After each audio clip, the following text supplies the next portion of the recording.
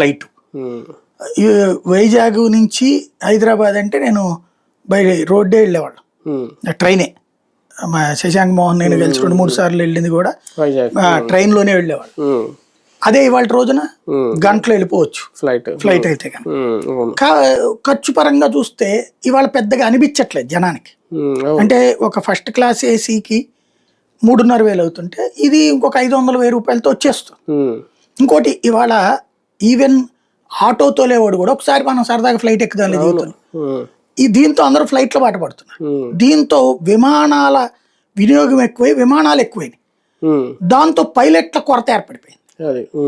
ఈ పైలట్ల కొరత ఏర్పడినప్పుడు ఇప్పుడు నిన్న దీంట్లో 15,000 గంటలు ఫ్లైట్ చేసిన అతను 1,500 గంటలు ఫ్లై చేసినాడు.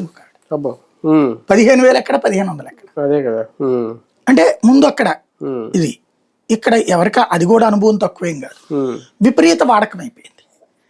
దానికి తోడు మనం ఇక్కడ వాడుతున్న ఏ గొప్పగా చెప్పుకుంటున్నటువంటి ఈ బుడబుడ విమానాలు ఏవైతే ఇప్పుడు ఇక్కడ పెద్ద పెద్ద విమానాలు వాడుతున్నాయి, ఇవి ఫస్ట్ క్లాస్ డైరెక్ట్ తయారైనవి కాదు.